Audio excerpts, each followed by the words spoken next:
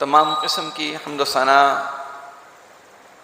تعریفات و بزرگی کی بریائی اللہ وحدہ لا شریک کے لیے، انگنت لاتعداد درود و سلام امام کائنات رحمت للعالمین سید الکونین فخر دو عالم جناب محمد رسول اللہ صلی اللہ علیہ وآلہ وسلم کی ذات مقدس مطہرہ پر خاص ہوں۔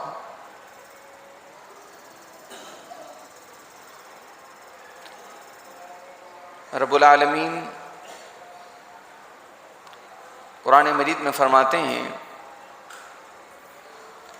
اے محمد صلی اللہ علیہ وآلہ وسلم، لوگ آپ سے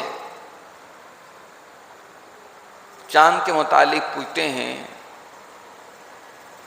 یعنی مہینوں کے متعلق سوال کرتے ہیں۔ قل کہہ دیجئے، ہی مواقیت للناس والحج، یہ مہینے، یہ اوقات، یہ چاند کی تاریخیں، ہی مواقیت للناس والحج، یہ سب کا سب لوگوں کی عبادات کے اوقات کے تعین کے لیے ہے۔ عبادات کو انجام دینے کے لیے بروقت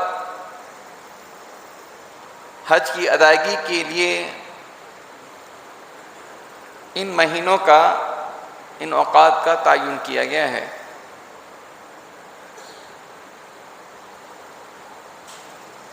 یہ مہینے، یہ ہفتے، یہ ماہ، یہ سال، یہ گھڑیاں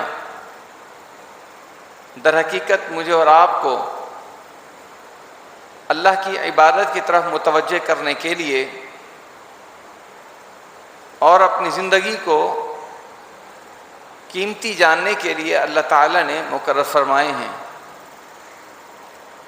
قرآن مجید میں اللہ تعالیٰ اور مقام پہ فرماتے ہیں کہ سال کے 12 مہینے ہیں۔ ان عدت الشہور عند اللہ 12 شہرا، اللہ کے نزدیک جو مہینوں کی تعداد ہے وہ 12 ہے۔ یہ کب سے اللہ نے مقرر کر رکھی ہے؟ یوم خلق السماوات والارض منها 4 حرم، ان 12 مہینوں میں 4 مہینے حرمت والے ہیں، اور یہ ترتیب بعد میں نہیں، جب سے زمین آسمان کو اللہ نے پیدا فرمایا ہے اس وقت سے 4 مہینے حرمت کے ہیں، اور باقی 8 مہینے جو ہیں وہ دوسرے ہیں۔ ان 4 مہینوں کی اگر ہم گنتی کریں جو حرمت والے ہیں، 3 مہینے لگاتار آتے ہیں، ذی القعدہ، ذی الحجہ اور محرم، یہ 3 مہینے لگاتار ہیں۔ یہ حرمت والے مہینے ہیں، ہم میں سے ہر شخص کو، ہر بھائی کو، بزرگ کو یاد ہونا چاہیے، آسانی سے یاد ہو سکتے ہیں۔ ہمیں اپنے بچوں کو بھی، اپنے گھر والوں کو، بچوں کو، ہر مسلمان کو ان 12 مہینوں کے نام آنے چاہیے، ان کی ترتیب بھی آنی چاہیے۔ یہ وہ مہینے ہیں، یہ وہ ترتیب ہے جو کہ اللہ رب العزت نے مقرر فرمائی ہے۔ ہماری اسلامی تاریخ اسی سے جڑی ہے۔ آج ہمیں انگریزی مہینوں کے تو نام یاد ہیں، جنوری، فروری، ہمارے بچوں کو بھی یاد ہوتے ہیں، اسکولوں میں، اداروں میں آج یہی تاریخ عام ہے۔ اسلامی تاریخ سے ناواقفیت ہے۔ آپ سرزمین عرب میں چلے جائیے، بڑے بڑے ممالک ہیں، وہاں پر ان کی جتنی بھی عام طور پر تواریخ کا سلسلہ ہوتا ہے، حتیٰ کہ حکومتی طور پر بھی معاہدے، جو بھی چیزیں ہوتی ہیں وہ اسلامی تاریخ کو ذکر کرتے ہیں۔ تو ہمیں، اگر میں یہ نہیں کہتا کہ انگریزی مہینوں کا استعمال حرام ہے، میں اس بات کا فتویٰ نہیں دے رہا، لیکن اپنے مہینوں سے نہ واقفیت، نہ بلد ہونا، اس سے شعور نہ ہونا، دوری ہونا، یہ زیادتی ہے۔ ہمیں اسلامی مہینوں کے نام آنے چاہیے، حرمت والے مہینوں کا بھی یاد ہونا چاہیے کہ کون کون سے مہینے حرمت والے ہیں۔ 3 مہینے لگاتار، ذی القعدہ، ذی الحجہ اور محرم، اور 1 مہینہ رجب کا ہے۔ یہ کل 4 مہینے ہیں جو حرمت والے ہیں۔ اللہ اکبر۔ ہوتا یہ تھا کہ 3 مہینے لگاتار آئے حرمت کے۔ زمانے جاہلیت میں جہاں ظلم و ستم عام تھا، لوگوں کا سب سے پسندیدہ اور فخر والا کام یہ ہوتا تھا کہ لوگوں پر زیادتی کی جائے، انسانیت پر زیادتی کی جائے۔ اگر اپنا پیٹ بھرنا ہے تو حلال طریقے سے نہیں، محنت کر کے نہیں، بلکہ کسی کی جیب سے نکال کر، کسی سے لوٹ کھسوٹ کر کے، ڈاکہ مار کے، چوری کر کے کھانا، یہ اس میں عظمت ہے، اس میں عزت ہے، اس میں بڑائی ہے، اس پر فخر ہوتا تھا۔ جرائم پر فخر ہوتا تھا۔ وہ معاشرہ اتنی بدترین ضلالت کے دہانے میں جا داخل ہوا تھا۔ اللہ اکبر۔ ان باتوں کے عرض کرنے کا جو مقصد ہے، جس مہینے سے میں اور آپ آج گزر رہے ہیں، وہ اسلامی مہینہ ہے ماہ صفر۔ یہ ماہ صفر اسلامی سال کا دوسرا مہینہ ہے، اسلامی سال کا دوسرا مہینہ ہے۔ اسلامی سال کا سب سے پہلا مہینہ محرم کا ہوتا ہے، محرم سے آغاز ہوتا ہے، اور دوسرا مہینہ ماہ صفر ہے۔ اس ماہ صفر کے متعلق کچھ روایات پیش کی جاتی ہیں جو کہ بالکل ضعیف درجے کی روایت ہیں، جن کا رسول اللہ صلی اللہ علیہ وسلم سے ثابت ہونا بالکل معلوم ہے۔ اللہ کے نبی صلی اللہ علیہ وسلم سے وہ روایات ثابت نہیں ہیں، من گھڑت جھوٹی بنائی ہوئی باتیں ہیں۔ ماہ صفر کی فضیلت کے متعلق یا ماہ صفر کی اس کی خرابیوں کے متعلق رسول اللہ صلی اللہ علیہ وسلم کے فرامین مبارکہ سے، قرآن مجید کی آیات مبارکہ سے آج تک میرے علم میں ایسی کوئی حدیث نہیں آئی کہ جس میں صفر کے مہینے کے متعلق رسول اللہ صلی اللہ علیہ وسلم نے کوئی بات پیش کی ہو کہ یہ صفر کا مہینہ اچھا نہیں ہے، بلکہ اس بات کی نفی فرمائی۔ لہٰذا جب ہمارے دین کے اندر اللہ اور اس کے نبی محمد رسول اللہ صلی اللہ علیہ وسلم سے اس مہینے کے متعلق کوئی بھی چیز ثابت نہیں ہے، تو آج مسلمانوں کو کیا ضرورت آن پڑی ہے، کلمہ پڑھنے والوں کو، مسلم معاشرے میں رہنے والوں کو پھر کیا پریشانی آن پڑی ہے کہ وہ اس مہینے کے اندر جیسے ہی مہینہ داخل ہوتا ہے وہ اپنے اوپر پریشانیوں کے بادل مسلط کر لیتے ہیں۔ کوئی اپنا تحفظ کر رہا ہوتا ہے کہ جی یہ کام کر لو تو آپ صفر کے مہینے کی نحوست سے بچ جاؤ گے، آپ کالے چنے، آپ کوئی کہتے ہیں جی انڈے، کوئی لال مرچیں، یہ کام کر کے کوئی بچوں کے سروں سے گھما کر ان کو بہا رہا ہے، ان کو جلا رہا ہے، کوئی سورۃ المزمل کے ورد کر رہے ہیں۔ یہ وہ تمام تر اعمال ہیں، یہ وہ تمام تر سوچیں ہیں جن سوچوں کا تعلق، جن تصورات کا تعلق اللہ کے دین سے، محمد رسول اللہ صلی اللہ علیہ وسلم کے فرامین مقدسہ سے بالکل ثابت نہیں ہے۔ اصل یہ جو سوچ ہے سفر کے مہینے کے متعلق، یہ سوچ آج سے نہیں ہے، یہ سوچ پہلے سے ہے، زمانے جاہلیت سے یہ سوچ پیدا ہوئی ہے۔ میں آپ کو اس کی تھوڑی سی ایک وجہ بیان کر دوں۔ امام سخاوی رحمۃ اللہ علیہ ایک مشہور ہسٹورین ہیں، تاریخ والے ہیں، ان کی کتاب ہے المشہور فی اسماء الایام والشہور۔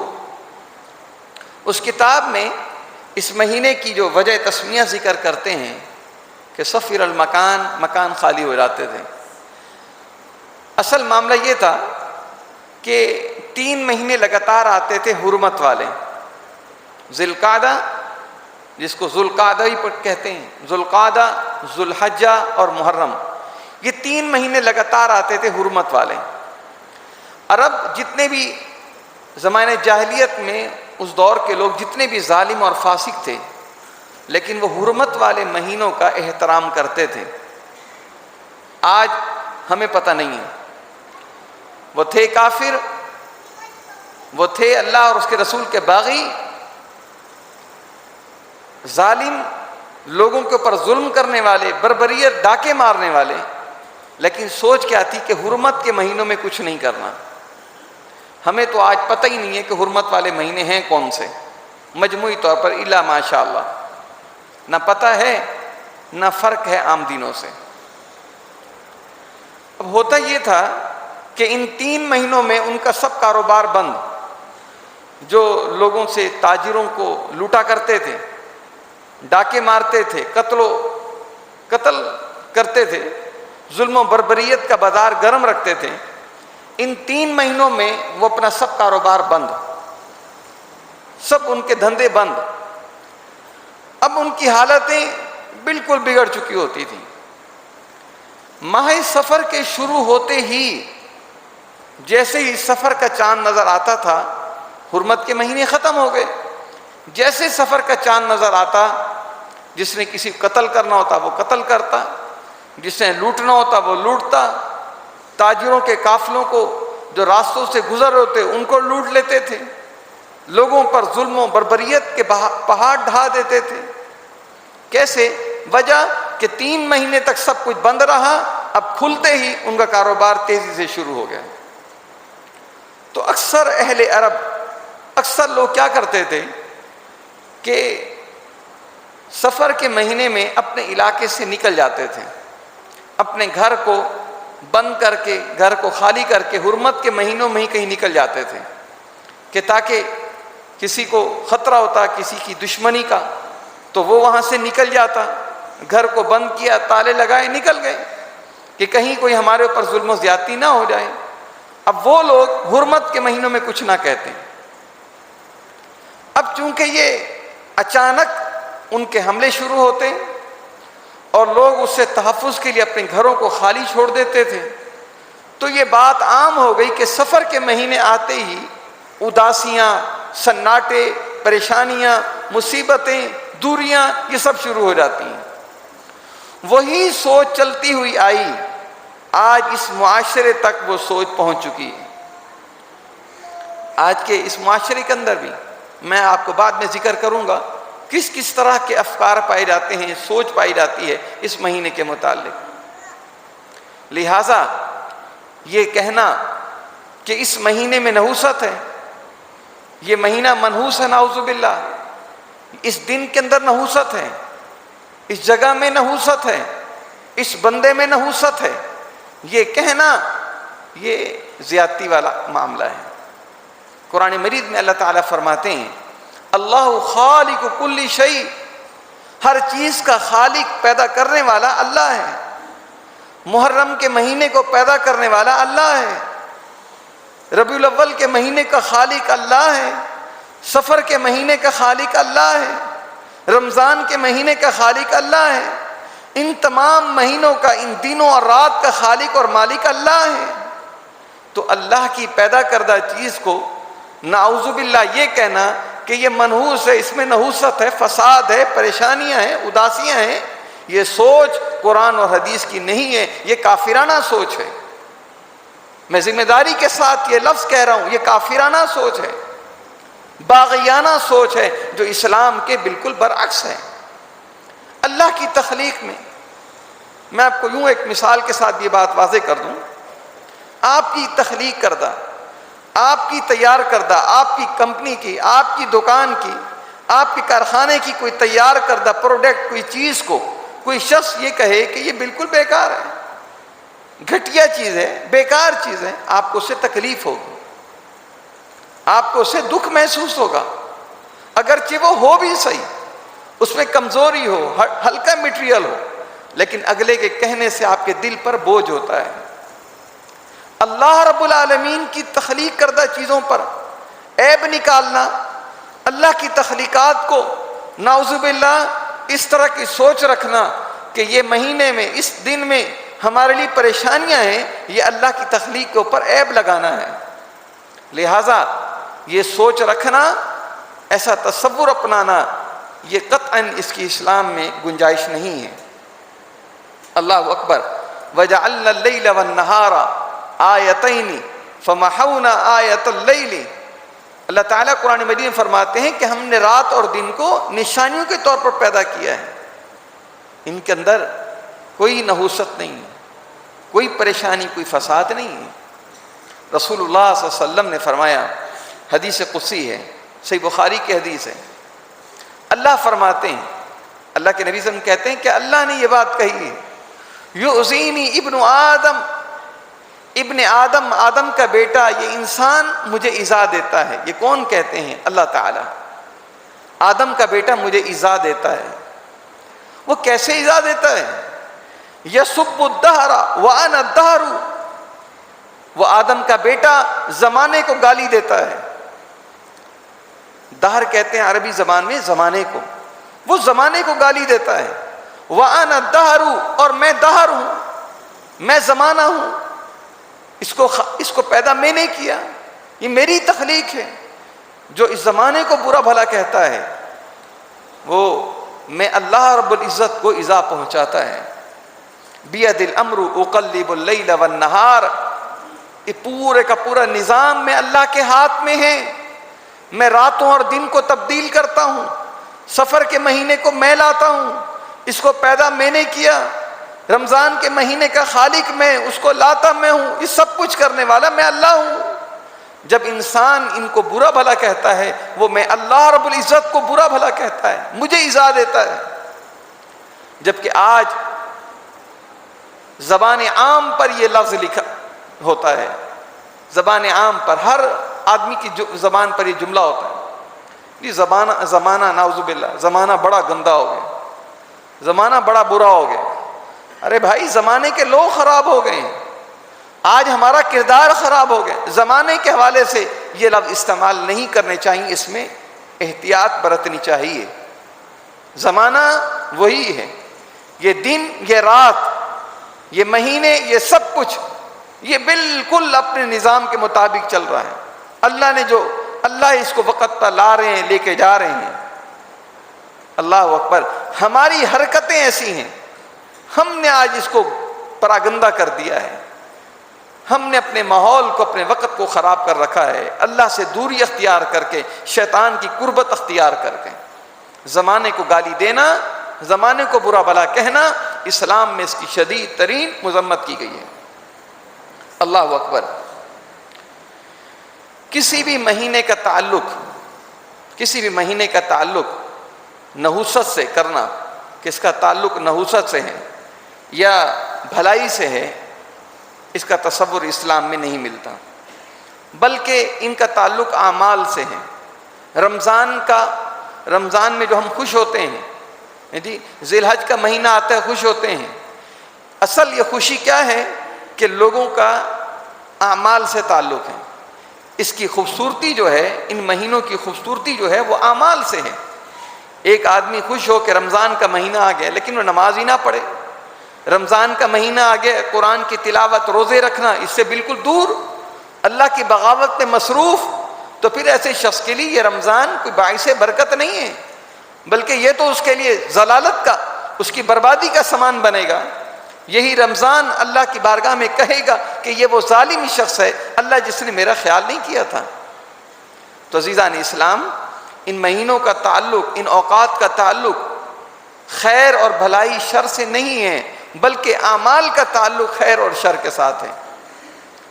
اللہ اکبر۔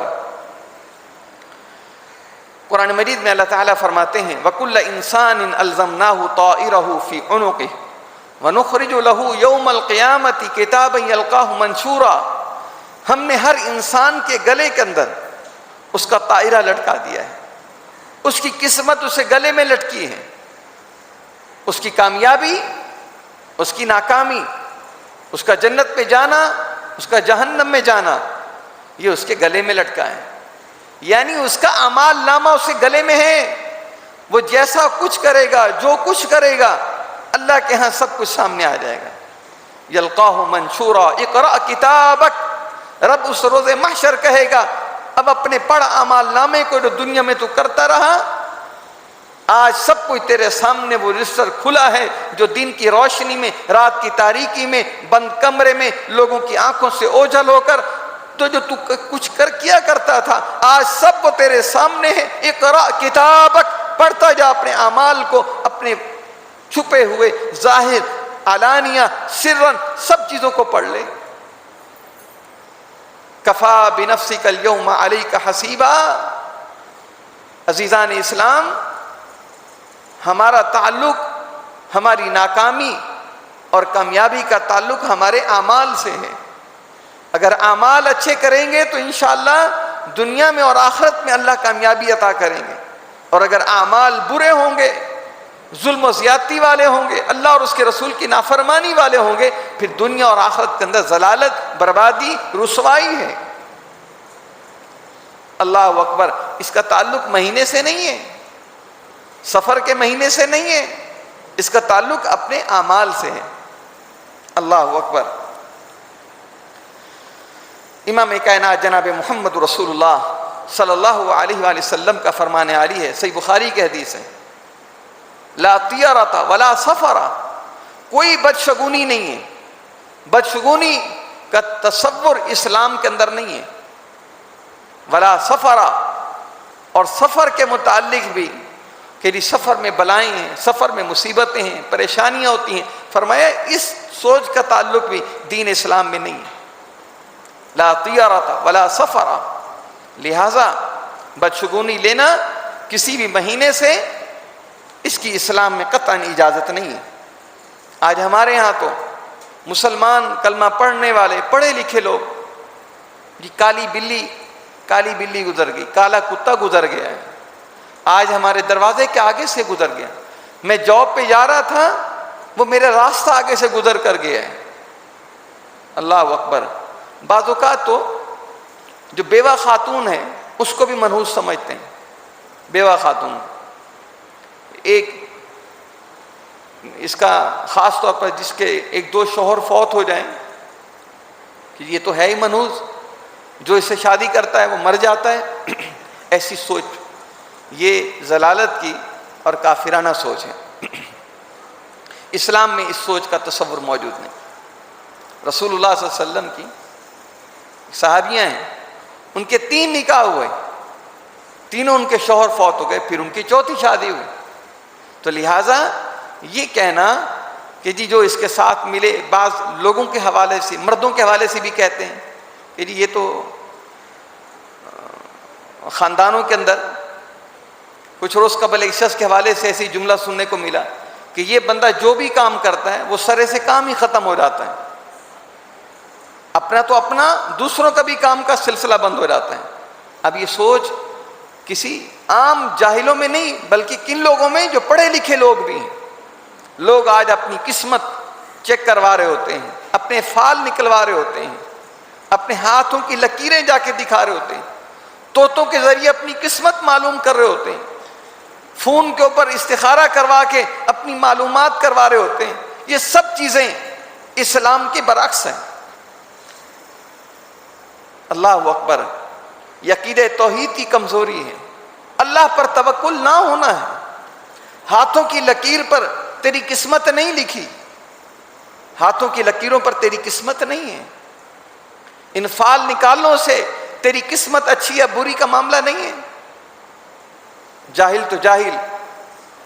اللہ تعالیٰ قرآن مجید میں فرماتے ہیں الم تر الی الذین اوتوا نصیبا من الکتاب یؤمنون بالجبت والطاغوت، فرمائے کہ آپ نے نہیں دیکھا ان لوگوں کو جن کو کتاب بھی دی گئی پھر بھی وہ جبت پر ایمان لاتے ہیں، کتاب بھی ان کو دی گئی اللہ کی، پھر بھی وہ طاغوت کے اوپر ایمان لاتے ہیں۔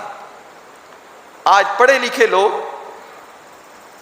پیپل آف دا بک، جن کا کام یہ ہے کہ صبح صبح اپنی وہ جو ستاروں کے ذریعے قسمت معلوم کرنے کی علم فلکیات پر مبنی جو کتابیں ہیں، ان ستاروں کے ذریعے اپنی قسمت معلوم کر کے اپنے کام کرتے ہیں۔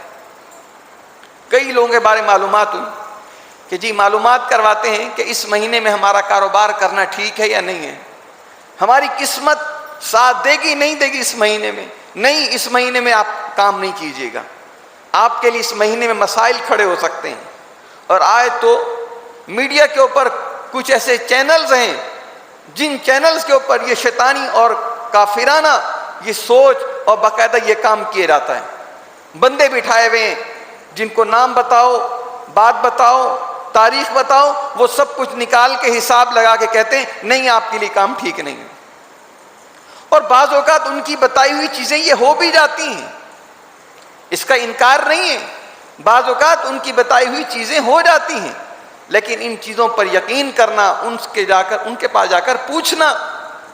سیدہ حفصہ رضی اللہ تعالی عنہ فرماتی ہیں، ام المومنین، فرمایا رسول اللہ صلی اللہ علیہ وسلم نے فرمایا جو شخص کسی کاہن کے پاس گیا، قسمت بتانے والے، ہاتھوں کی لکیریں دیکھ کر بتانے والے، ان تاریخوں کو حساب لگا کر بتانے والے، یہ سب اسی کہانت میں آتا ہے۔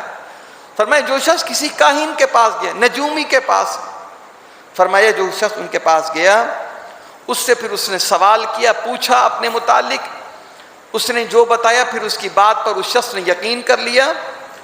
رسول اللہ صلی اللہ علیہ وسلم نے فرمایا 40 راتوں تک اس شخص کی نمازیں اللہ کے ہاں قبول نہیں ہوگی۔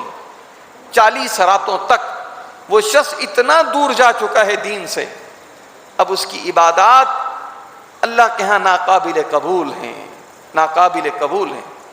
ایک اور روایت میں آتا ہے رسول اللہ صلی اللہ علیہ وسلم نے فرمایا کہ جس شخص نے ان سے کوئی بات پوچھی، حضرت ابو ہریرہ رضی اللہ عنہ فرماتے ہیں، یہ حضرت حفصہ والی جو حدیث بتائی یہ صحیح مسلم کی حدیث ہے، حضرت ابو ہریرہ رضی اللہ عنہ فرماتے ہیں اللہ کے نبی صلی اللہ علیہ وسلم نے فرمایا جو شخص کسی کاہن کے پاس گیا اور اس کی بات پر اس شخص نے یقین کر لیا، فرمایا اس شخص نے تحقیق میں محمد رسول اللہ صلی اللہ علیہ وسلم کے اوپر نازل کردہ دین کا انکار کر دیا، وہ اسلام سے خارج ہو گیا۔ اللہ اکبر، کتنا بڑا جرم ہے۔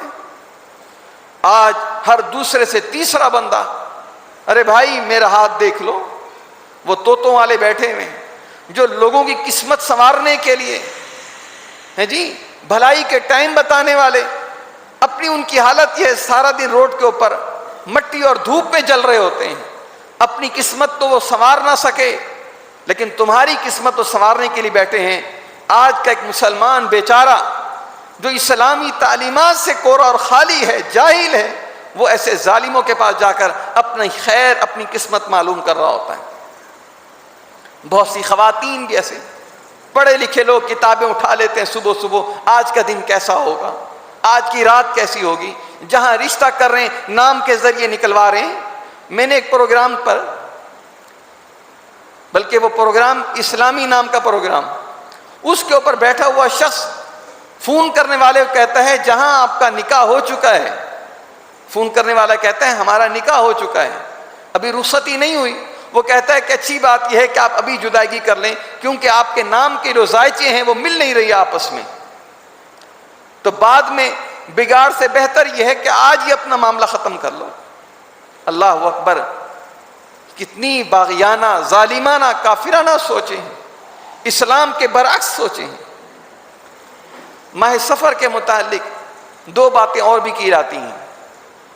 ایک بات یہ عام مسلمانوں کی سوچ ہے کہ پیارے نبی جناب محمد رسول اللہ صلی اللہ علیہ وسلم سفر کے مہینے میں بیمار ہو گئے تھے، جس بیماری میں رسول اللہ صلی اللہ علیہ وسلم اس دار فانی سے رحلت فرما گئے، مرض الموت، وہ آخری بیماری جس بیماری میں اللہ کے نبی صلی اللہ علیہ وسلم وفات پا گئے، لہٰذا یہ سفر کے مہینے میں بیماری آپ صلی اللہ علیہ وسلم کو لاحق ہوئی تھی جو آپ کے رحلت کا باعث بنی تھی، لہٰذا وہ سفر کے مہینے بیماری ہوئی تھی، اس لیے سفر کا مہینہ خیر کا مہینہ نہیں ہے، یہ پریشانیوں کا، بیماریوں کا، مصیبتوں کا مہینہ ہے۔ اگر آپ اس سوچ کی وجہ سے سفر کے مہینے کو منحوس قرار دیتے ہیں کہ اللہ کے نبی صلی اللہ علیہ وسلم بیمار ہوئے تھے، تو پھر جس مہینے میں محمد رسول اللہ صلی اللہ علیہ وسلم کا انتقال ہوا، اس دار فانی سے آپ رحلت فرما گئے، اس مہینے کو پھر کیا کہو گے؟ وہ ماہ ربیع الاول ہے، ربیع الاول کے مہینے میں رسول اللہ صلی اللہ علیہ وسلم اس دار فانی سے کوچ فرما گئے، پھر تو وہ مہینہ بدرجہ اولا اس سے زیادہ اس کے اندر خرابی پائی جاتی ہے.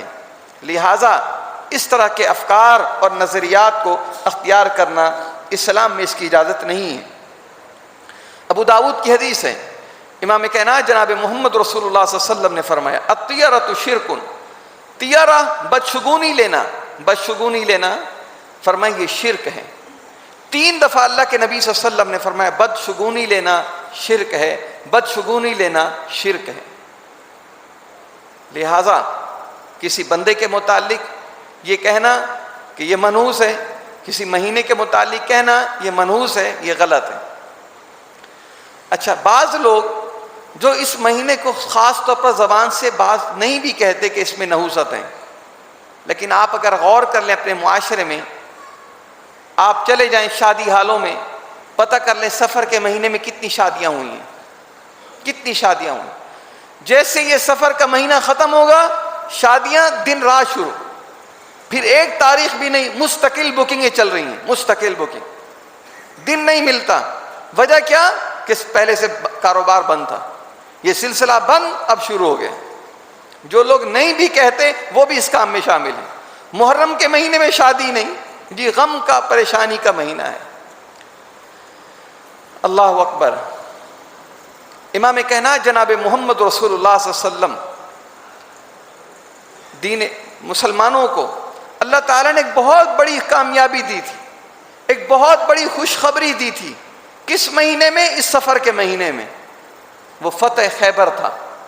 فتح خیبر جیسی عظیم کامیابی، ایک عظیم فتح اللہ رب العزت نے مسلمانوں کے دامن میں، اللہ کے نبی صلی اللہ علیہ وسلم کی جھولی میں یہ عطا فرمائی. کس مہینے میں؟ سفر کے مہینے میں. تو جو لوگ یہ سمجھتے ہیں کہ سفر کے مہینے میں پریشانیاں ہیں، یہ غلط ہے. بعض پرندوں کے حوالے سے بھی بعض معاشروں میں الو کا بولنا منحوس تصور کیا جاتا ہے. ہمارے معاشرے میں کوے کی آواز، اگر آپ کی دہلیز کے اوپر، آپ کے دروازے پر صبح صبح اگر کوے کی آوازیں آ گئیں تو لوگ کہتے ہیں کہ جی آج تو بس کام خراب ہوگا، آج پریشانیاں ہوں گی. الو کی آواز آ گئی، آج تو جی منحوس معاملہ ہے. لہٰذا یہ باتیں کرنا غلط ہیں. بعض قوموں کے اندر الو کی آواز کو باعث برکت سمجھا جاتا ہے، باعث برکت سمجھا جاتا ہے، اور بعض کے ہاں اس کو منحوس تصور کیا جاتا ہے. وجہ کیا ہے؟ کوئی اس کو برکت کہتا ہے، کوئی اس کو منحوس کہتا ہے. وجہ یہ ہے کہ اپنے تصورات ہیں، باقاعدہ طور پر ان کا کوئی ضبط دین اسلام کے اندر موجود نہیں ہے. اللہ اکبر. ہمارے مشرق کے اندر، ہمارے یہ ایشیا بر صغیر کے اندر، پاک و ہند کے اندر الو کا بولنا نحوست سمجھا جاتا ہے. مغرب میں، یورپ میں اس کو باعث برکت تصور کیا جاتا ہے. اسی طریقے سے 13 تاریخ ہے، 13 تاریخ، 13 کے عدد کو بھی بعض قوموں میں، بعض علاقوں میں منحوس تصور کیا جاتا ہے. میرے ایک دو دوست ہیں، بتا رہے تھے یورپ کے اندر بعض بڑے بڑے فلیٹ ایسے ہیں جن فلیٹوں کے پورے نمبر چل رہے ہیں 1 سے لے کر آخر تک، اوپر تک. 13 کا عدد کا فلیٹ ہی نہیں ہے، 13 کے عدد کا فلیٹ نہیں ہے کہ یہ 13 کا عدد منحوس ہے. اور ایک ساتھی بتا رہے تھے بعض ایئر لائنز کمپنیز ہیں جن کے اندر 13 نمبر کا ڈیجٹ سیٹ نمبر بھی نہیں ہے. اور ہمارے ہاں بھی یہ کہا جاتا ہے، آپ کو ایک جملہ بتا دیتا ہوں، 13 کی جو تیزی ہوتی ہے یہ بڑی خطرناک ہوتی ہے. 13 کی تیزی بڑی خطرناک ہوتی ہے سفر کے مہینے کے حوالے سے. اسی طرح کا جملہ، ملتے جلتے الفاظ. اسی طریقے سے ہمارا پڑوسی ملک چین ہے، ادھر بتایا جاتا ہے کہ 13 کا عدد ان کے ہاں باعث برکت ہے، باعث برکت تصور کیا جاتا ہے. لہٰذا یہ فضول چیزیں ہیں. مسلمانوں کو ان چیزوں میں پڑھنا اور ان چیزوں سے اپنے کاموں کو مؤخر کرنا، اپنے بیٹے اور بیٹی کی شادی کو نہیں سفر میں نہیں کرنا کیونکہ پریشانیاں ہیں، یہ خوشی کا کام نہیں کرنا کیونکہ اس میں پریشانی ہوگی، یہ سوچ ہمیں اسلام سے، عقیدہ توحید سے، اللہ سے دور کر دیتی ہے. مسلمان تو جرأت مند ہوتا ہے، مسلمان کا تعلق، بھروسہ اپنے اللہ پر ہوتا ہے. وہ ان تاریخوں سے، ان مہینوں سے، اس کالی بلی کے گزرنے سے، کوے کی آواز سے، الو کی آواز سے وہ اپنے کاموں کو ٹھپ کر دے، بند کر دے. اللہ پہ توکل اس کا ہٹ گیا. آپ کہیں گے کہ ثناء اللہ بھائی کو کیا ضرورت آن پڑی اس موضوع کو لینے کی؟ میں آپ کو ایک جملہ کہہ کر اس کی حساسیت واضح کر دوں. جس شخص نے اپنا کام، اپنے معاملے کو، وہ خوشی کا ہو، وہ اچھے معاملات ہوں، کوئی بھی چیز ہو، کوئی فیصلہ ہو، اس کے کرنے کو مؤخر کر دیا اس سوچ کے ساتھ کہ اس مہینے میں خیر نہیں ہے، اس نے سب سے پہلا جرم کیا کیا؟ اللہ کو تکلیف دی، جو کہ حدیث میں نے آپ کے سامنے ذکر کی۔ دوسرا جرم، اس کا اللہ سے توکل ہٹ گیا، اس کا عقیدہ ختم ہو گیا، اللہ پہ بھروسہ ختم، ان تاریخوں اور ان چیزوں پر اس کا بھروسہ ہو گیا، یہ کروں گا تو بچ جاؤں گا، یہ نہیں کروں گا تو برباد ہو جاؤں گا۔ اللہ سے توکل ہٹ گیا، اللہ سے جب جس کا توکل ہٹ گیا وہ برباد ہو گیا۔ وَمَن يَتَوَكَّلْ عَلَى اللَّهِ فَهُوَ حَسْبُهُ، تیرا رب قرآن میں کہتا ہے جو اللہ پہ بھروسہ کرے گا اللہ اس کو کافی ہے۔ اور محمد رسول اللہ صلی اللہ علیہ وسلم کی حدیث بھی سن لیجئے، اگر کسی شخص کے دل کے اندر اس طرح کا خیال آ جائے، اللہ کے نبی صلی اللہ علیہ وسلم فرمایا کہ جو بدشگونی کی وجہ سے واپس ہو جائے، اس کے دل میں خیال آئے یا پیچھے ہونے لگ جائیں کہ یہ کام نہ کروں، اب اس کا کفارہ کیا ہے؟ اس کو کیا کرنا چاہیے مسلمان کو؟ اللہ کے نبی نے فرمایا مسلمان کو چاہیے کہ اپنے کام کو جاری رکھے، کام سے پیچھے نہ ہٹے، کام کو جاری رکھے، اپنے اللہ پہ توکل کرے، اللہ اس کے ساتھ خیر فرمائے گا انشاءاللہ۔ اسی طریقے سے دوسری جو گزارش تھی امام کائنات جناب محمد رسول اللہ صلی اللہ علیہ وسلم کے اس فرمان کے متعلق، آپ نے فرمایا لا طیرۃ ولا سفر۔ ہمارے ہاں عام طور پر یہ کہا جاتا ہے کہ پریاں ہیں، پریوں کے حوالے سے بھی عام طور پہ کہا جاتا ہے، جبکہ پری کوئی مخلوق ہی نہیں ہے، پری کوئی مخلوق نہیں، جن ہیں ان کی مادہ جنات ہیں، پریاں کچھ بھی نہیں۔ پریاں، آسیب، یہ سب کچھ جتنے بھی چکر ہیں یہ شیطانی چکر ہیں، ان چکروں سے بچنا چاہیے، اپنے عقیدے کو مضبوط رکھیں، اللہ پہ یقین کریں، قل هو اللہ احد کو کثرت سے پڑھا کریں، اللہ کی توحید پر اور شرکیہ عقائد سے ہمیں توبہ تائب ہونا چاہیے، دوسروں کو بھی سمجھانا چاہیے۔ اللہ سے دعا ہے اللہ ہم سب کو قرآن و حدیث پر عمل کرنے کی توفیق نصیب فرمائے، مضبوط عقیدہ اللہ تعالی ہم سب کو اختیار کرنے کی توفیق عطا فرمائے۔ وآخر دعوانا الحمد للہ رب العالمین۔